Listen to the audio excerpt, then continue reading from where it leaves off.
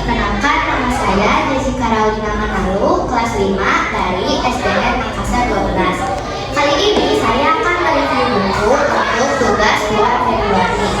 Buku yang saya baca berjudul Legenda Gunung Tinggi Raja yang ditulis oleh M.B. Rahim Shah AR dan diterbitkan oleh Bintang Indonesia pada tahun 2015. Buku ini memiliki 27 halaman.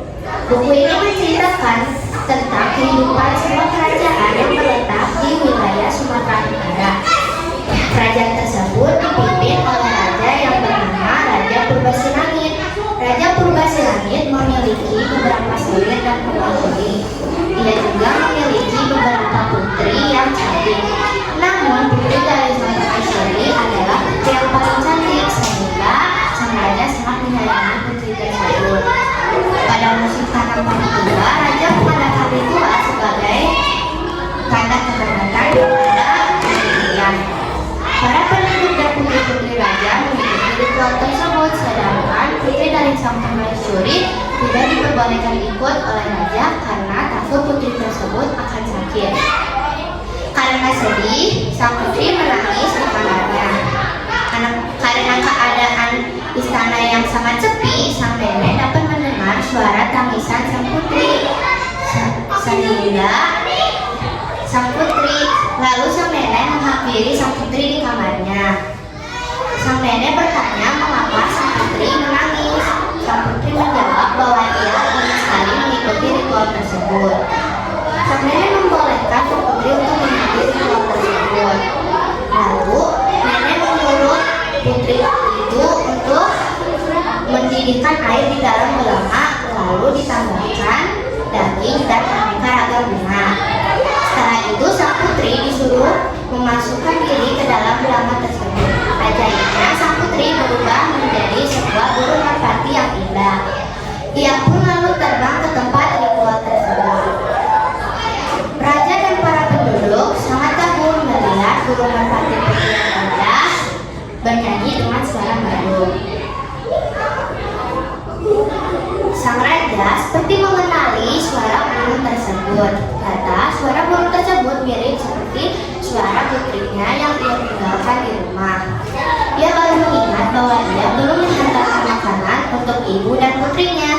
Akhirnya ia membungkus semua makanan yang lezat untuk diantarnya ke ibu dan putrinya di istana. Ia menyuruh seorang prajurit untuk mengantarkan makanan tersebut.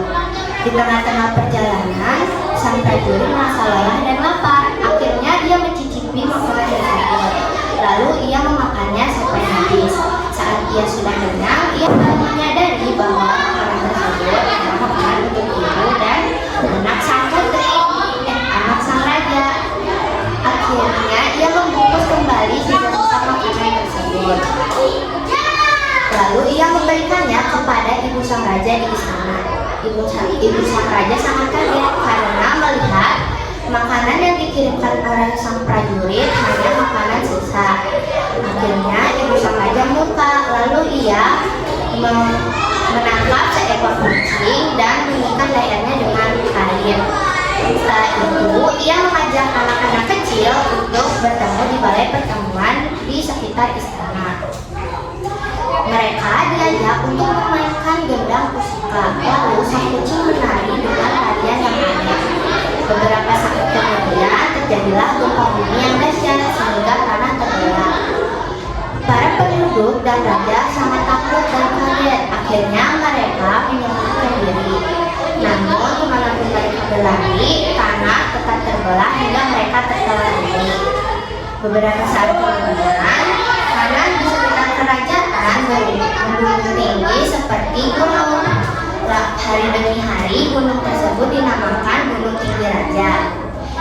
Beberapa tahun kemudian di sekitar gunung tersebut terdapat hutan yang lebar. Di sekitar hutan itu terdapat bunga-bunga yang berwarna-warni. Konon katanya bunga itu adalah jelmaan dari selir, permaisuri, dan putri-putri sang raja. Hikmah yang dapat kita ambil adalah jika kita sebagai pemimpin, kita harus bersikap adil dan bijaksana. Kita harus mengutamakan dan tidak boleh memperkirakan keluarga kita kepada orang lain. Kita harus memandang harus mengutamakan keluarga kita. Ya, dan terima kasih. Salam Lita.